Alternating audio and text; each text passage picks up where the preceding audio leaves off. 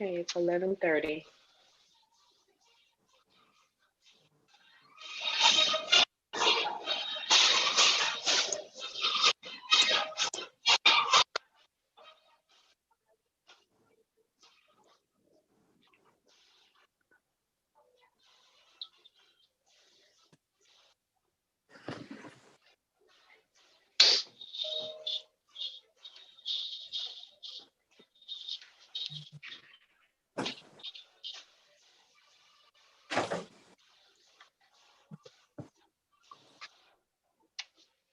All right, Dr. Mine, it's on you. Huh? You ready? It's on you. All right. Now I just have to stop sharing the screen.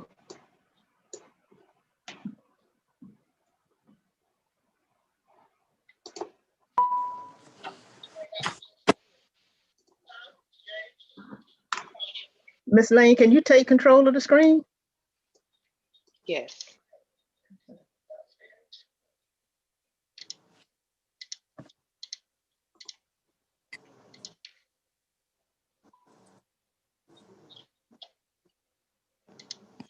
Okay.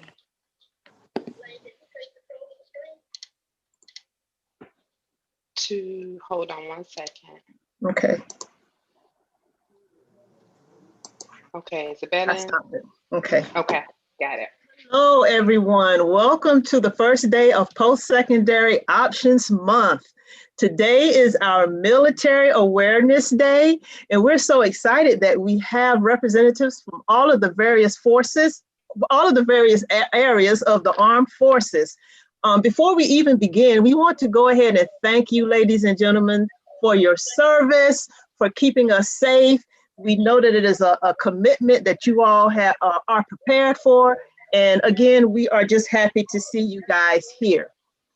To begin with today, we want to make sure that we give you ample opportunity to present yourself and let the students know your branch of military, and just give them like your first 3-minute highlights in 3 minutes about your branch of the armed forces. Now, I'm not going to pick someone to begin. I like to just throw it out there and see who takes the first bite.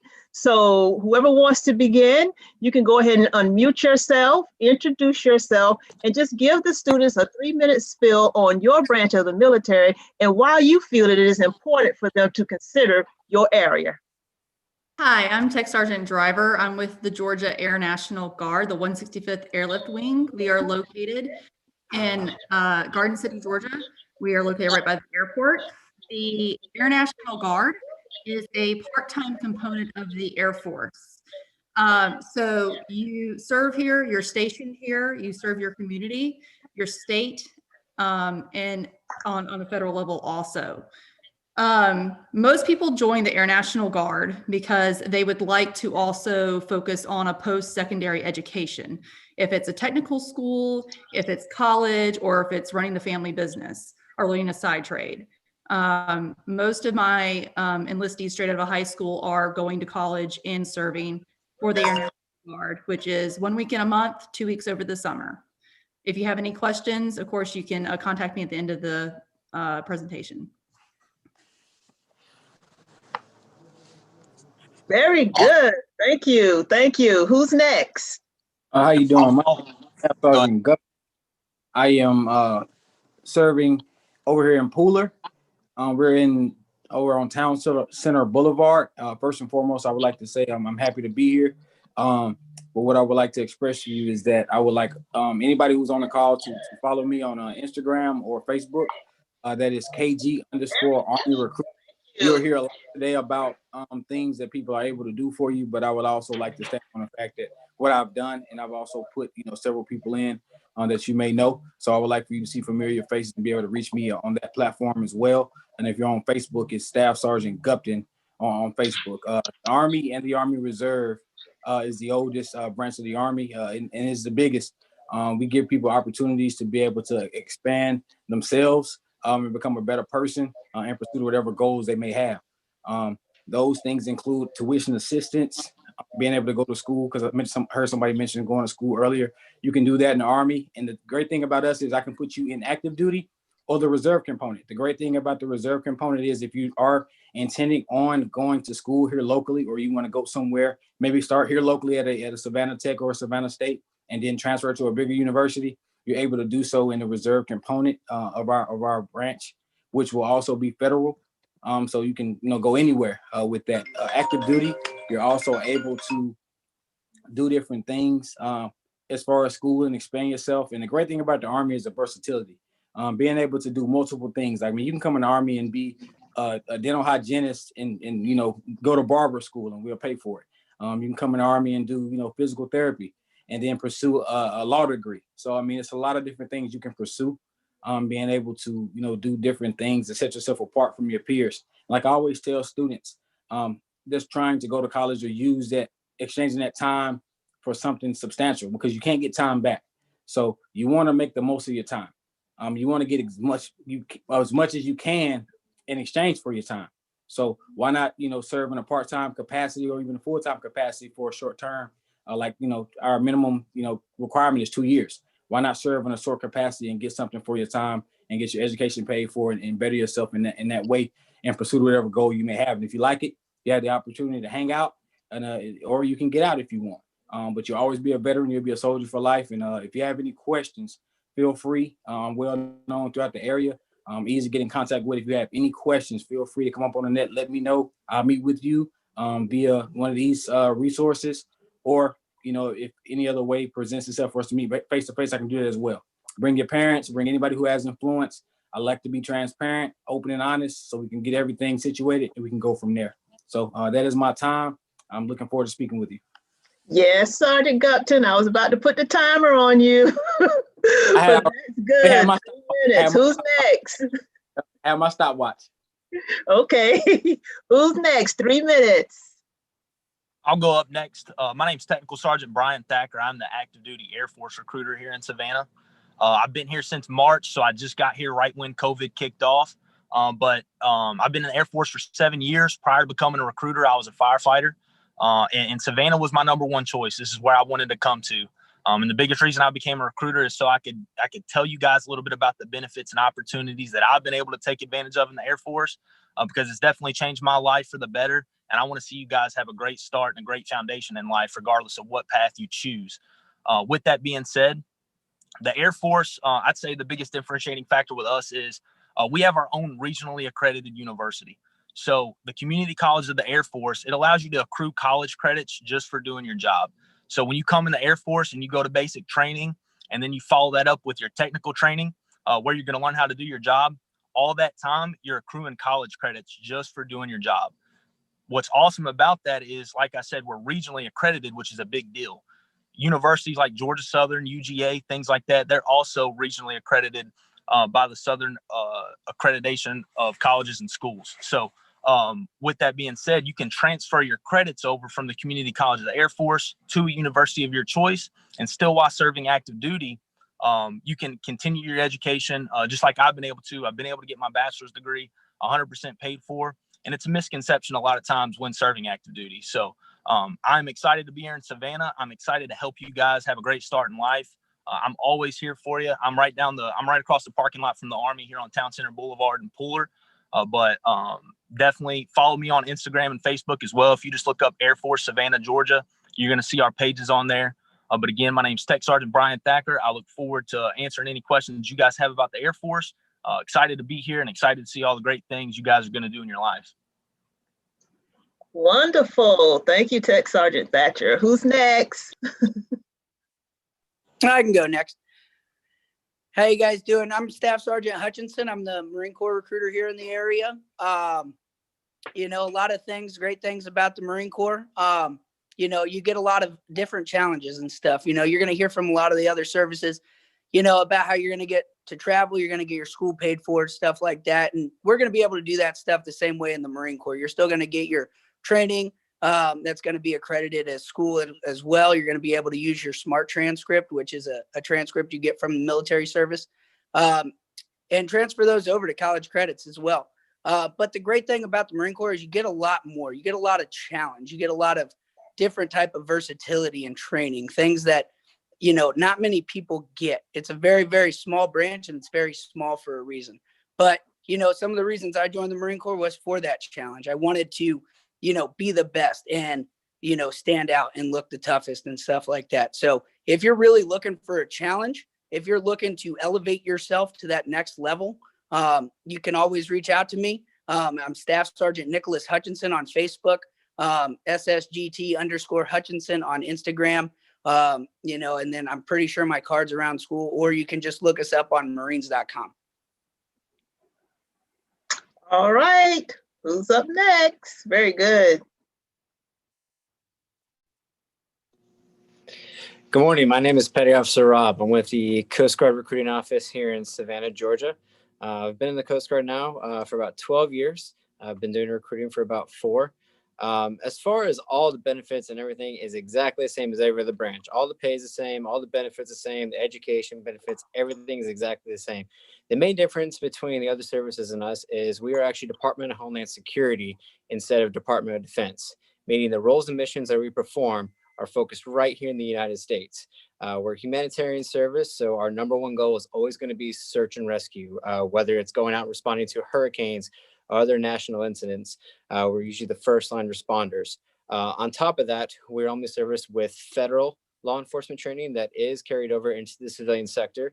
And all that training is applicable to whatever job that you want to get outside of the Coast Guard. All of our training, we call them ratings instead of MOSs. All the schools and all the training that you go to holds accreditation and licenses that carries over into the civilian sector, so you can have a career in the Coast Guard and set you up for something beyond that. Our office is downtown Savannah. If you guys have any questions, please feel free to ask away, and I'm more than happy to help you out. Great. This is some really good stuff. Did we get a chance for everybody to respond? I'm next. Okay. All right. Good morning. I'm Petty Officer Kierstead. I've been in the Navy for 5 years. So I think the biggest benefit about the Navy is just the travel. You know, I've been to many places, and a lot of people come through our office just to experience the travel, because we do travel to many different countries, you know, about 15 countries at most. But as of every other recruiter has said, you know, we do get medical benefits. We do get tuition assistance. So that does go the same around every branch. But if you do have any questions, I know I'm cutting this short. It's my first presentation. Only been here for a few. But if you have any questions about anything or anything like that, please let me know. I am on Facebook as well. Petty Officer Kierstead. Please look me up. Great. This is awesome. And again, we really want to thank you guys for coming out and sharing with our students, especially during this time when, you know, everything is virtual, and we know that it's very difficult for them to get in touch with you. So now they can put some names with some faces and, you know, get some further information to be able to meet and talk with you guys about a career in the armed forces. Right now, Miss Lane, or Dr. Lane, has some questions that we feel are going to be, you know, very helpful for the students as they continue to decide what they really want to do post-secondary wise. Good morning again. Thank you. Thank you. Good morning again to everyone. I am going to pose some questions to each of you. If you would please answer within 1 minute if possible. And I will just basically single out each one of you so we won't have to say I'll go next. Okay. So the first question is this: why should I join the Army, Navy, Air Force, Marines, or Coast Guard? Petty Officer Rob. The reason why you should join the Coast Guard or any military branch is obviously you want to serve your community or you want to make a difference. I will say I'm not here to give you, you know, tell you that the Coast Guard is going to be the best branch for you. The best thing that you could possibly do is talk to these different recruiters, find out the information for yourself, and then find the branch that will meet your needs, not your needs or find a branch that you think you want to serve. Find one that's going to work for you, do what you want to do, whether that be the job or the training or the location or whatever it is. Find that specific branch and pursue it. That way you are getting what you want instead of the other way around. Great, great. That's awesome. Tech Sergeant Driver, why should a student join the Air Force Guard?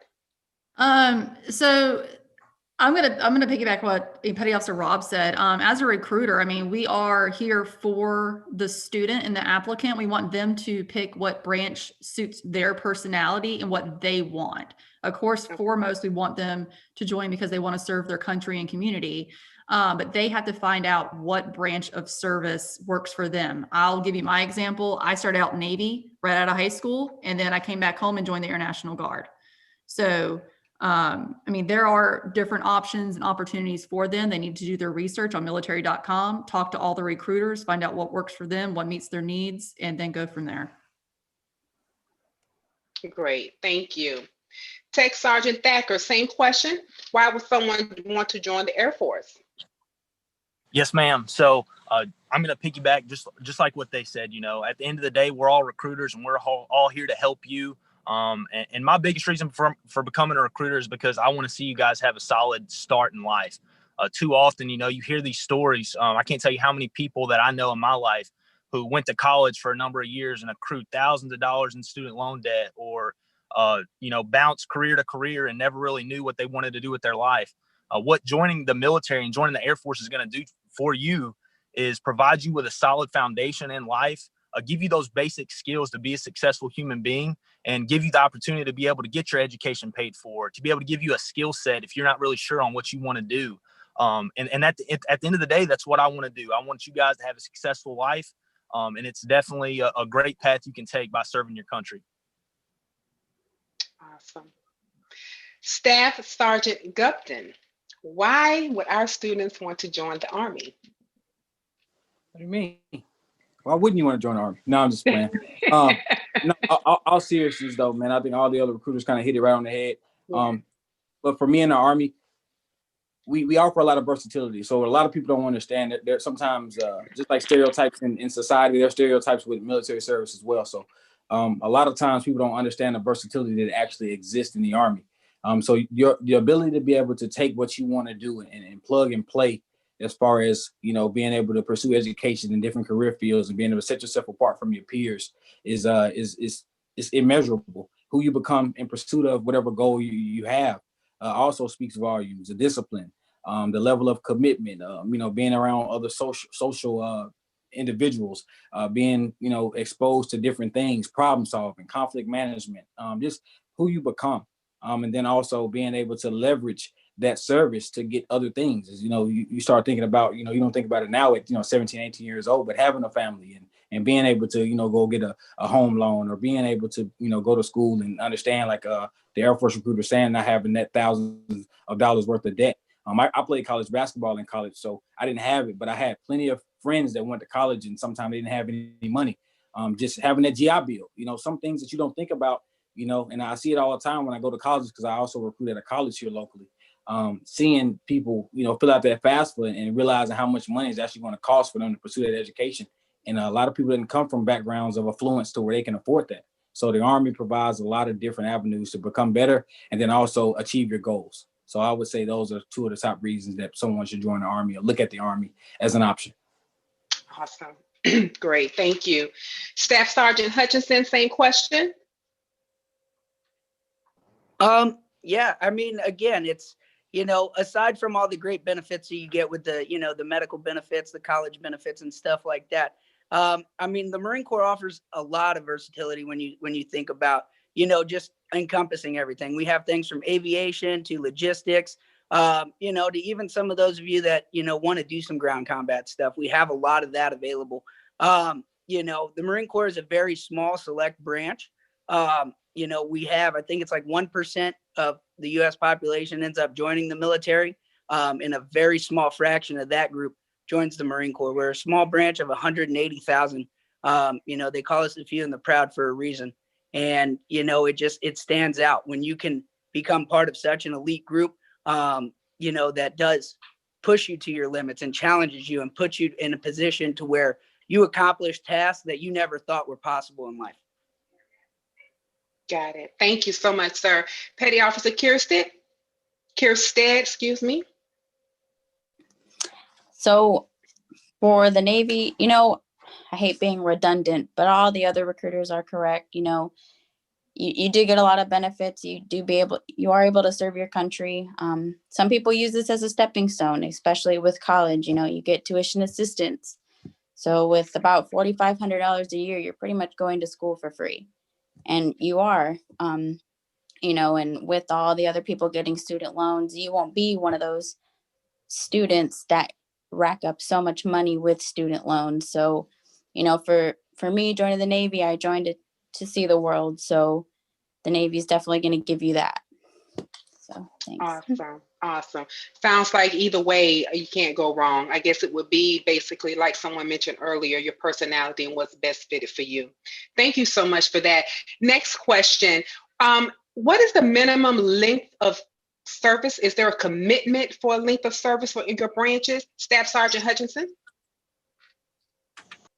So in the Marine Corps, your standard length of service is going to be about 4 years. That's going to be your initial contract. We do have some jobs that do extend to 5 years, but you know, that's on active duty. And then if you go in like the reserve route, which we do have the reserve in the Marine Corps, that's going to typically, for the full benefits, you're going to be looking at 6 years of reserve time, like active reserve time, where you do that 1 weekend a month and 2 weeks in the summertime. Okay, great. Petty Officer Kierstead? So our contract, it depends on the job that you pick. My contract was 4 years. And then with reservists as well, it goes up to 6 years. So it really depends on the job that you pick and what you're trying to do, whether it's active component or reserve component. Okay, thank you. Staff Sergeant Gupton? So in the Army, you have the minimum is 2 years. We have some 2-year contracts. And then the typical contract you get is normally 3 years of active service. And then you up to the largest contract you get initially is 6 years. Some depends on bonuses, incentives, different MOS requirements, but your standard contract, 85 to 90% of the time you're going to see is 3 years. Depending on options, it could be, like I said, the minimum 2 years and then up to 6 years. Okay. All right, Petty Officer Rob, thank you. For the Coast Guard, we have 4-year contracts, or you can sign up for a 6-year contract and receive a guaranteed promotion to E3. Okay, great, thank you. Tech Sergeant Driver? The initial contract for the Air National Guard is 6 years. And Tech Sergeant Thacker? Yes, ma'am. So in the active duty Air Force, you're going to have that choice to do a 4-year contract or a 6-year contract initially. And just like the Coast Guard, if you do a 6-year contract, you're going to get that early promotion to E3, which is going to make you eligible to promote to higher ranks faster as well. So. Okay, great. What are the requirements for joining? I'm not sure if it will be the same across the board, but let's start with Tech Sergeant Driver. What are the requirements for joining? So of course, initially, we're looking at ASVAB scores. Those are going to be different throughout the branches. Ours minimum for the Air National Guard is 31 overall. Your citizenship, if you're a U.S. citizen or not, education, graduate high school, or if you have college credits. I know there's dual enrollment, and those college credits do count. Your height, weight, any history of drug use, any history of running with the law enforcement, so your morals, medical history, which is pretty private, so that can get dicey, so we can talk about that on the side. Also your tattoos and piercings. I know a lot of young people are getting tattoos and piercings now. That's different from each branch. For the Air National Guard, much like Air Force and Air Force Reserves, anything from the collarbone up, anything past the break of the wrist, you can't have tattoos there. And of course, no gauges or anything like that in your ears. You can have regular piercings for girls. And that's about it. And then of course your marital status. So you're single, married, divorced, and dependents, if you have children or not. Okay, great. Thank you. Petty Officer Kierstead for the Navy. For the Navy, it is pretty much the same around the board. I mean, with the exception of things, we are the branch that accepts the most tattoos. We can have it on our hands all the way up our arms. I know a lot of students now have tattoos more than before. But anything above the neck, if you do have something on the neck, it does have to be about 1/4 inch. So if it's anything bigger, unfortunately, it might be an issue. Medical issues as well. It depends on what the medical issue is about. But other than that, that's pretty much. Okay, great. Thank you. Petty Officer Rob, is there anything that you can add that hasn't already been stated for the Coast Guard? A little bit more. So Okay. ASVAB minimum of 36. Pass a medical exam at our MEPS facility. You have to pass a background and credit check with the Coast Guard because we're Department of Homeland Security, and you also must complete a fitness test before going to boot camp. Okay. All right. Thank you. Tech Sergeant Thacker, anything else you want to add? Not really, ma'am. Tech Sergeant Okay. Driver actually pretty much covered the Air National Guard. We're very similar, so pretty much exactly. Yeah. Okay. Thank you. What about you, Staff Sergeant Upton? Anything you want to add? Pretty much the same thing that they spoke about. We have some processes to where things can be waived, like i.e. tattoos, stuff like that. You know, we're kind of flexible. It depends on what it is. But as far as the other things, it's pretty much standard across the board. Our minimum is a 31. Okay. And that's pretty much, you know, the only difference is that we kind of we're flexible with certain things. Okay. So you just have to kind of let us know what exactly it is, Right. especially like talking about with the medical. That's, you know, it's kind of getting in the HIPAA, but if it's something, you know, that we need to talk about on the side, just get in contact with us and we'll speak about those things. Great. Awesome. Okay. Last but not least, Staff Sergeant Hutchinson, anything you would like to add for the Marines? Yes, ma'am. So in the Marine Corps, our standards are a little different. Our ASVAB score is at 31, just like everyone else's. But things for us, tattoos are, we have a lot stricter standard when it comes to tattoos. You know, we can have them on our arms and stuff, but they have to be maybe one, be able to cover it with your hand, stuff like that. I always talk to, you know, young individuals, if they're planning on getting tattoos, try to keep it up underneath, you know, like a t-shirt and shorts. It makes it easier as far as processing, gives you a lot of options for the future too, keeps things open for you. You know, but then you got the moral and medical standards and stuff like that. And those are things that we can waive. It just need to be a conversation. So if you're not certain about, you know, if you're qualified or not, the best thing to do is, you know, to get in touch with, you know, one of the recruiters, and we can all sit down and, you know, have that discussion and figure out if we can either get you qualified or if you are qualified. Okay, great. Thank you so much. Now, we did touch on, some of you all mentioned the scores that's required for ASVAB, but just for clarity, I just want to go through each one of you really quick and just state to the students again, what is your score requirement for the ASVAB? Petty Officer Rob, what is it? Minimum of 36. 36, great, thank you. Tech Sergeant Driver? Minimum of 31. Okay, thank you. Tech Sergeant Thacker? Minimum of 31. Okay, Staff Sergeant Gupton?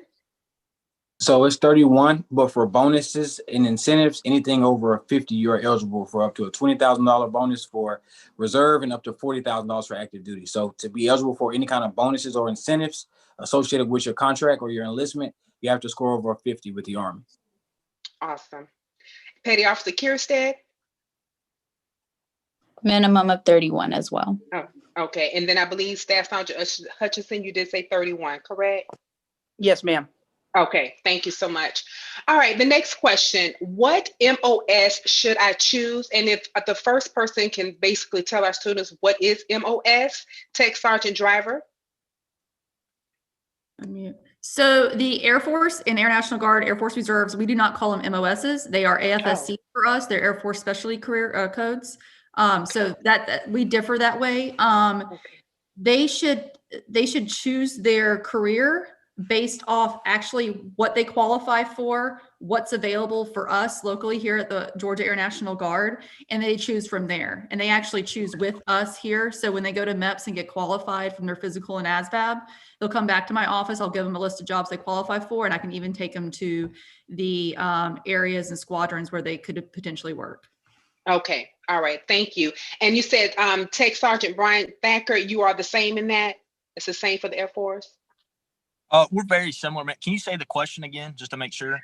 Sure. What MOS, which I know Staff Sergeant Driver said it was called something else, AFC, I believe, AFCS? AFS. Okay, AFC. What should I choose is the question. Yeah, definitely. So just like Tech Sergeant Driver said, it's all about what you qualify for. So Okay. ASVAB scores, when you go to MEPS and do your physical, that's going to play a role in the jobs you qualify for. And then obviously personal interest, we try our best. Obviously the Air Force, we need what we need. But at the end of the day, we really try to listen to any applicant that comes in on what they want to do. And if it's any way possible, we try to help them out as much as we can as far as, getting something they're going to enjoy, getting something they're interested in, all that good stuff. Okay, great. Thank you. Petty Officer Kierstead? So for us, we have over, 70 different ratings is what we call them. So your rate is what you are in the military. It's dependent on your ASVAB score, but it's not necessary. The overall number, it does play a factor, but there's also other numbers that are involved with, the job that you do qualify for. And, the same thing as the Air Force said. Sorry, I lost my train of thought. I'm so sorry. But yeah, fine. So okay. That's not it. a problem. If you think about it, just let me know. No, not a problem at all. Staff Sergeant Hutchinson? Excuse me. Yeah, so your military occupational specialty, with us in the Marine Corps is, going to obviously be very dependent on your ASVAB scores.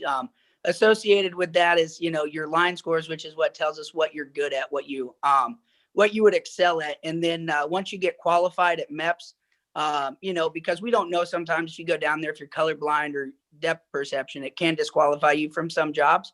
But once you get qualified and come back, we sit down, we go through the list of jobs that you're qualified for.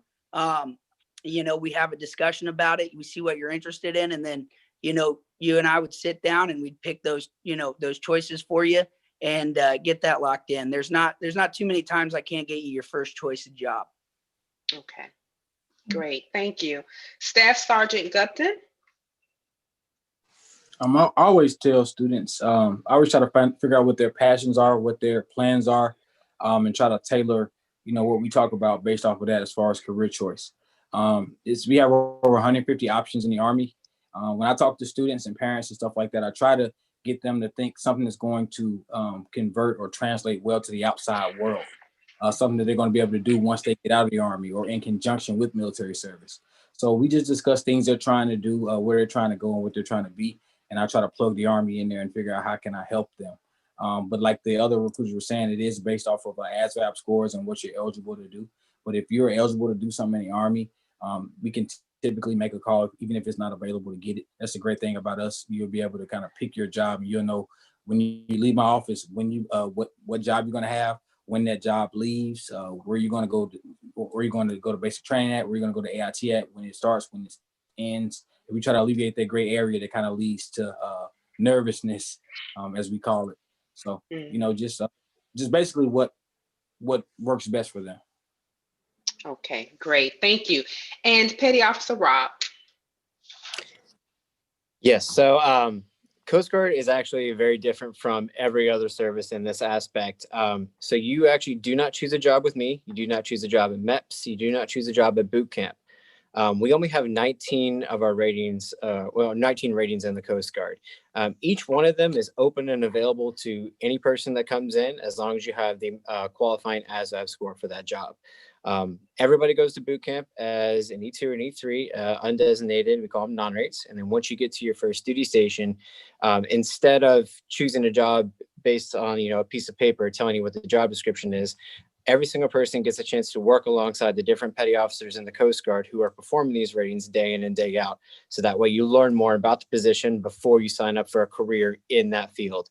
Once you figure out what you want to do based off your interaction with them, and you decide what career path you want to follow, you sign up for for whatever school you're wanting to go to. Once you wait the appropriate length of, there's a waiting time for each school, you'll go to the school, and that's when you receive your training. Okay, thank you so much. Okay, I just want to take a minute real quick. I have a message in the chat that says the students, if they need to go ahead and find out what branch they would like to serve in, and then start processing with that recruiter. Once they turn 17, parents permission, of course, take the ASVAB. Is the school going to ASVAB this year? Okay, we'll address that at the end. All right, thank you so much. Next question. So I'm not sure if this is standard across the board as well, but can you tell us a little bit about the GI Bill and how does it work? And then the first person, if it is kind of standard, you could just let me know that. Tech Sergeant Thacker. Sure, yes, ma'am. And the GI Bill is pretty standard across the board. So essentially, Okay. After 3 years of service, you're going to qualify for something called the Post 9/11 GI Bill. What that's going to allow you to do is you can use it while you're serving active duty in the Air Force. It's called the Top Up program, but a lot of people don't do that because you're getting tuition assistance while you're serving active duty. So there's no reason to dig into that money. But let's say you decide to do one enlistment and you decide you want to get out of the Air Force or whatever branch you're in, and you want to go to school, you can choose to do that. And what the GI Bill allows you to do is it allows you to go to a university of your choice. Not only are they going to pay your tuition in full while you're going there, they're also going to give you a monthly living stipend. So just like you're serving active duty in the Air Force or in any other branch, based on where you live, you get something called a basic allowance for housing. So it is a monthly stipend that's tax-free every month that they give me just to pay for my house. So while you're using your GI Bill, you also get that basic allowance for housing based on the zip code that you're going to school in. So they're paying your tuition in full. You're going to school, you're getting your degree in whatever you want to get your degree in, and you're getting that monthly living stipend. On top of that, they give you a yearly stipend for things like books, or maybe you need a new laptop for school or whatever. There's all kinds of benefits when it comes to the GI Bill. I think that's a pretty good synopsis of it, but if anybody else has anything to add, definitely. Absolutely. Anyone else want to add to anything that was already stated about the GI Bill? So the Air National Guard. Oh, sorry. Go ahead. I was just going to say, if you do the reserve, you get the Montgomery GI Bill. It's kind of similar to what they said, but it's the post 9/11 GI Bill is when you had the active service time. That's the only difference I was going to discuss. But go ahead. Yeah. So the Air National Guard, you qualify for something called the Montgomery GI Bill, which you receive after you graduate your technical school. You also, if you qualify for a job that has an incentive or skills for stripes, you get a kicker on top of that. So that's extra money to help pay for your school. Now, if you do deploy and you do gain enough active time after you separate, or even after you get that active time in the Air National Guard, you do qualify for the post 9/11 also. Okay. Anybody else want to add anything about the GI Bill? Okay, great. And also, I don't know if you all can see the chat, but there are questions coming in from our students, so please feel free to answer those. I know Tech Sergeant Driver has answered one or two of them, but I just want to make sure. So if you see the chat, feel free to answer those questions as well. The next question for everyone: where will I be based or stationed, and can I choose where I want to go? Petty Officer Kirstead. So pretty much for the Navy, anywhere there's an ocean, there's pretty much a base. So you can get stationed in Italy, Japan. I was stationed in San Diego, Virginia, Florida, anywhere there's an ocean. But it does depend on the rate that you choose. Different ratings have different places that you can go. Some give you like a wish list, so it'll be basically east, overseas, or west coast. Some places that some ratings actually say you can pick on a board of what place that you want to go. So it's very dependent on the rate that you choose. Okay. All right. Staff Sergeant Gupton, is that pretty much the same for the Army? Yeah, we have bases all over the continental United States and as well as abroad, from Hawaii to Japan to Germany, Fort Stewart, Georgia, Savannah, Georgia. So we're everywhere pretty much. So, the options are unlimited. You do fill out a wish list, but there's a 10 level. And the great thing sometimes what happens in AIT, hypothetically speaking, say if me and Staff Sergeant Hutchinson were both in the Army and we wanted to change jobs, he got somewhere I wanted to go and I got somewhere he wanted to go, we can switch in AIT. And sometimes that's kind of how they take care of people, to be able to do that if they're the same rank and going to different places. Okay. That's good to know. All right, Staff Sergeant Hutchinson, is there anything you want to add? Yes, ma'am. We actually, in the Marine Corps, it's great because you get a lot of travel. You get to go to a lot of different places. You do get kind of a wish list and a say in where you want to go. Our big main bases, we're in Camp Lejeune, North Carolina, Camp Pendleton out in San Diego, California. We have a big base on Hawaii, and then Okinawa, Japan as well. And then we're now opening a huge base in Guam because we're getting ready to start transitioning a lot of the Marine Corps assets in Japan over to Guam as well, just more for just kind of work purposes and stuff like that. So it's a great opportunity. Plus, you get do a lot of kind of like deployments and stuff like that, like Singapore, Australia. I've been to several countries in the Asian Pacific. Wow, that's awesome. Okay, Tech Sergeant Thacker, anything you want to add? Yes, ma'am. So, just like other branches too, we've got bases all around the world. I've been able to travel Germany, Italy, Korea, Japan, England, in the continental United States. I mean, East Coast, West Coast, wherever you want to go. But essentially the way it works is when you go to basic training, you create something called a dream sheet. And so on that dream sheet, you can list up to 20 places, but you just research the job, the places that's available for your job, and you put those bases on your dream sheet. And essentially what the Air Force does is we try our very best to match up your dream sheet to the availability of your job at that base. So I've been fortunate enough in my career. I've got my number one choice every time. So definitely some awesome places to travel in the Air Force. Awesome. Thank you. Petty Officer Rob, anything you want to add? Yeah, this is actually one of my favorite questions I love to answer. Coast Guard's not going unless there's a beach. So East Coast, West Coast, Gulf, anywhere in the United States, as long as it's got a beach. I love it. Love it. And Tech Sergeant Driver, you want to add anything? Yeah, so the Georgia Air National Guard, each state has their own Air National Guard. So for Georgia, you would be stationed more than likely here in the Savannah area, the 165th Airlift Wing. But the great thing about the Air National Guard is that during your annual training, and your deployments or any training you do outside of your annual training, you get to travel. I know last summer or 2 summers before when COVID was not happening, I know we spent a couple months in Germany, and I know my friend got to travel to different countries when she wasn't working. I've been to Puerto Rico myself. We've done Alaska, Hawaii, a lot of different opportunities to travel. And then you come back here and you get to go to college or technical school or whatever you do in your civilian life and tell all your friends about it. That's awesome. Wonderful opportunities.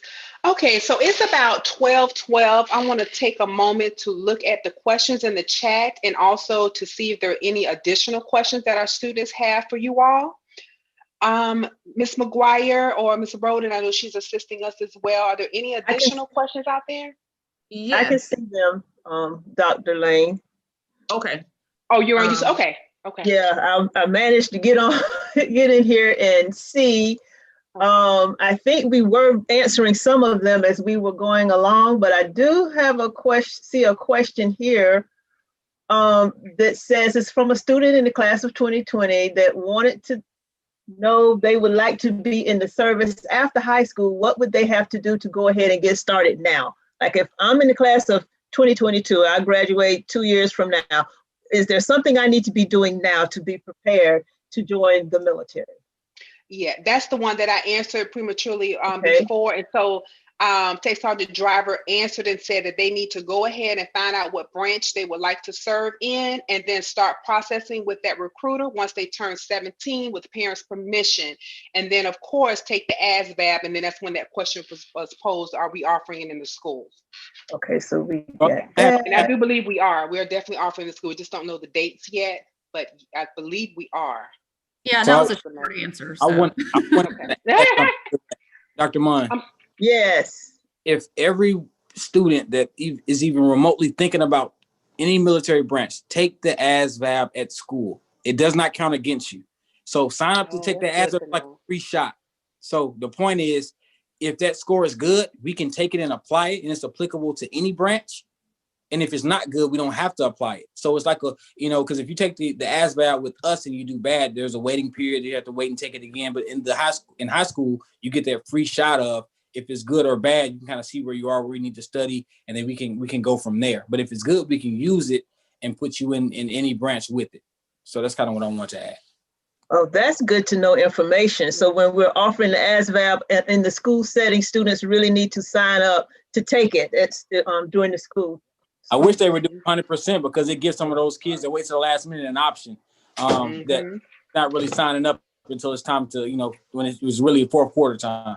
Yeah, and to piggyback off that too, I've worked some seniors in my high schools who are like their senior year, they're like, okay, now I want to join the military, and they think it's gonna be a quick process, and I've had it take up to a year with some people because of medical stuff or something or waivers. So they actually need to get started as soon as they can, with their parents' permission, of course. Wow. And not a commitment to join, so we can't make you join with that. So a lot of students think if they take it, they automatically join the military. It just gives you another option, another avenue of approach to solidifying your future. That's good information. Anybody else has anything to add to that? One thing I'd like to add, just if you're thinking about it too, start preparing yourself physically as well. Physically and mental preparation, because there are physical standards you will have to meet at some point. So if you're someone who sits inside and doesn't really do a whole lot and plays video games all the time, get up, go outside, go for a run, start doing some push-ups, pull-ups, all that stuff. Get yourself physically prepared, because that is a big issue we see. We can get you qualified medically a lot of times, but sometimes getting you out the door to boot camp is a big task for us, because we have to, work with you a lot more, get you running, get you doing pull-ups, get you a little stronger. Okay. There's another question in here from a student that says, hello, I'm thinking about working with dogs and dog training. What would this look like in the military? Could I have a successful career in dog training in the Air Force? So it looks like there's somebody that's trying to, to get their interests and their military maybe job together. Definitely, ma'am. I can definitely answer that question for you. So one of our best career fields is security forces. So security forces, they cover a plethora of different tasks and things like that for the military, for the Air Force. So obviously there are defenders. Without our defenders, our Air Force bases wouldn't be protected. And obviously that would be bad for national security as a whole. But with that being said, a kind of a path you can take within security forces is working with military working dogs. So these guys are specially trained. They get the training that they need to properly train these dogs and make sure, regardless of what their mission is, they know how to work these dogs, get them to do exactly what they need to do. But I have quite a few buddies who are in this career field. They love it 100%. Would definitely be more than happy to talk to that student in particular and give them some more information. Okay. And it looked like I see two more questions that's kind of similar. Someone is asking, do you get to choose when you leave? And then the next question was, can we be deployed right after graduation? Is that Air? Who do you want to answer it? Air Force. The question was actually stated to the Air Force. Okay, cool. That's what we like to hear, But with that being said, can you choose when you leave? So essentially, we're not going to ship you to basic training until you're ready to leave. But with that being said, we don't want to get the process started too soon. And then you're in the delayed entry program for a long, long time. When you're ready to get the process started and you're ready to join, we'll get the ball rolling. Normally, from the time we get the ball rolling to the time you ship to basic training, you're looking at about a 3 to 4 month time period on average. So the second question to that, will you be deployed as soon as you graduate? The Air Force, I feel like I've been in the Air Force for 7 years. I've deployed one time. I went on a 7-month deployment back in 2017. But the way we do deployments, we really focus on the health and well-being of our airmen. We never want to, deploy somebody too much or mess with the mental health. Obviously, it's very important to all of our airmen, and we want to make sure we take care of our people. So with that being said, we have a great system for deployments to make sure, A, nobody deploys a crazy amount. B, everybody gets their fair share. And C, a lot of times, people want to deploy for various reasons, and I can get into that one-on-one, or I can answer that question. But a lot of times we take volunteers first, people that want to deploy. So that kind of answers that question. Okay. And then I think the last question that I see in here, if anybody else is looking in there, you can follow up behind me. It says, what do the funds start? Well, when do the funds start coming in from any branch once I start? So it's like, if I enlist or join the military, when will I get paid? I was wondering when the money question was coming in though.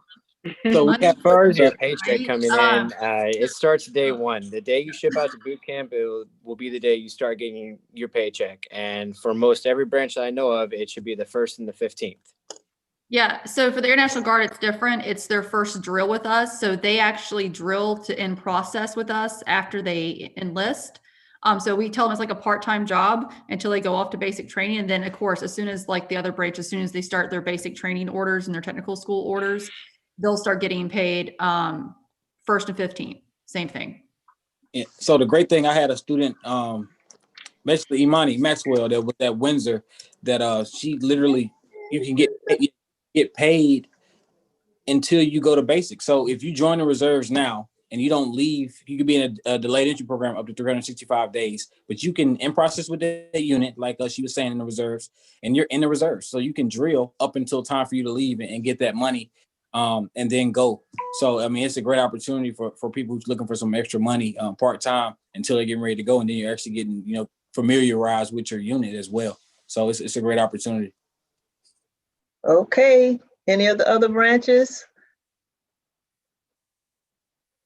Okay, Ms. Lane, Dr. Lane, did you see any other questions? Dr. Roden put in the chat, she said there was a couple of questions before the dog question that you might want to address. Yeah. And we're at 12:21 as the time check as well. Okay. Do you see those, Ms. McGuire? Yes, one question was about line scores, line score qualifications for jobs based on your ASVAB score or in relation to your ASVAB score. Is that something specific that they would need to discuss with their recruiter? Yes, it is. Yeah, it is. Their line scores are actually, we have different line scores between the branches based off of the test. So for the Marine Corps, we use 4 different line scores, specifically that determine what your eligibility is for certain jobs. That's so what I got, the National Guard and Air Force too. We go off your line scores, and that determines on what job you're qualified for. Okay. Another question, and it's I guess not really a question, but just asking if we can post the contact information for the recruiters that we have here. We had someone specifically ask for the Air Force recruiters contact information, but if you can share that with us, we can definitely get that posted on our school counselor website. So that was another question as far as contact information. Another one asked about the GI Bill covering only community college. If I'm not mistaken, it can cover any post-secondary opportunity that the student wants to pursue for the most part. Am I correct in state?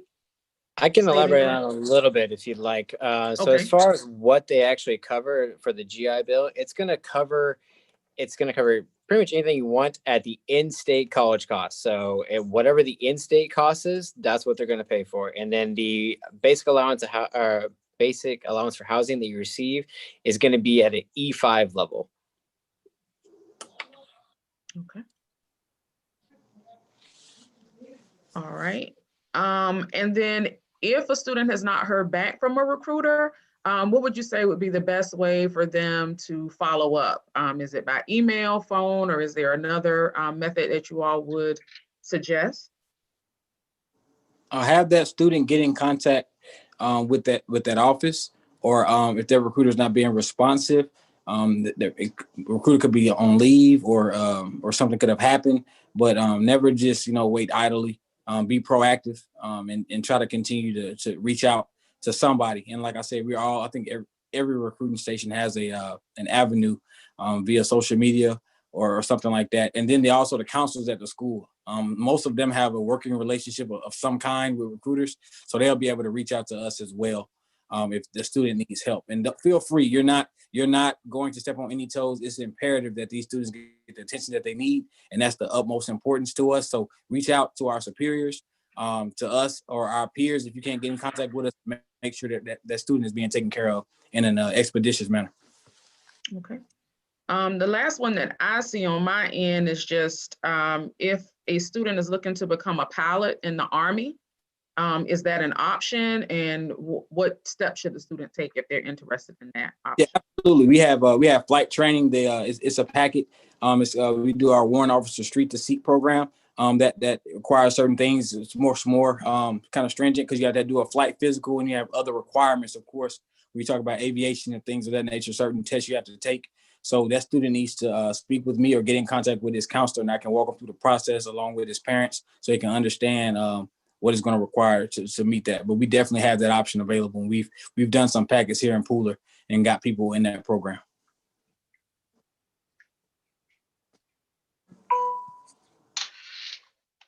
Okay. Okay, I think that is about it. Let me remind our students who are watching to make sure that you are logging in or using the QR code for your attendance, so that can be recorded. So if you have not, please do so. Does anybody want to add any last little bit of thing? We are at 12:26, so we're at closure. But does anyone have anything that they just want to add before we leave today?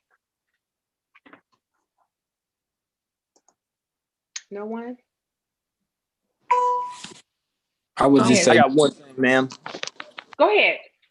I just want to say, for all you students out there, I can say this much. I do not, I've got mad respect for you guys and the virtual learning environment you guys are having to deal with right now. I personally don't know if I could have done it. You guys are definitely very headstrong, and mad respect to you guys. I wish you guys the best of luck, regardless of what you decide to do. I'm always here in the Air Force recruiting office for you. I posted my contact information in the chat. If at any time you guys need anything, whether it be advice on, I don't care what it is, I'm here for you. I just want to see you guys have a solid start in life at the end of the day. So I appreciate the opportunity to speak a little bit and answer some questions. And I wish you guys the best of luck in your future endeavors. Awesome. Can anyone touch on really quick? We had a question about mental health requirements. That gets kind of dicey, and that gets very specific. So I would say for them to reach out to one of us to talk about that. Thank you. You're welcome. Okay. All right. And so what I will do, I'm sorry, did someone want to say something? Go Yes, ahead. I was just going to say, as a closing remark, the best thing that you could do if you were thinking about joining the military is get all the information from all the different recruiters. If you come to me, I'm not going to talk to you about the Air Force or the Marines. I've never been in. I don't know the first thing about it. I'm going to talk to you about the Coast Guard. So find the information from the specific recruiter you're looking for, but get all the information. Anybody else? I would say make decisions for yourself. Like they were saying, get all the information. But a lot of times, misinformation is just as bad as good information in the wrong hands. So, get that information and make sure you're doing your due diligence and making sure you're making the right decision, not for somebody else or someone else's opinion, but for yourself and what you're trying to do going forward. And ultimately, man, make sure it's tangible, that it's something that you can look up and verify from any one of us, just to, keep the line of trust there. Awesome. All right. So I will send out a form to each of you, and I think that probably would be the easiest way to get all your contact information. If you would just fill it out and send it back, and then we'll make sure that's posted on our website so the students can have that information. But I'd like to take this time to thank each of you for joining us today, for taking time out of your busy schedule to talk to our students. It was a wealth of information and hopefully a wealth of knowledge for them. So we appreciate you and thank you for your service and thank you for all that you do. Dr. Munn, did you want to say anything before we depart this morning? No, I'm just thankful that everybody is here. I'm just happy to see all of you guys' faces. We're just so used to seeing you walk through the school building. So being able to see you all, it made it real. and glad that you all are working with us. And again, we truly appreciate your service. Absolutely. Ms. McGuire, you want to add anything before we go? Oh, no, just thank you to Dr. Lane and Dr. Munn. Excellent job. And thank you to our recruiters for everything that you do for our students. And this was a great kickoff to our post-secondary options month. And we ask that our students continue to stay engaged throughout this week and make sure that you are connecting with your counselors. Thank you to everyone for your efforts today. Thank you so much, everyone. You all have a wonderful rest of your day. All right. Bye, y'all. Bye-bye. Good day. You. Have a good one. Thank you.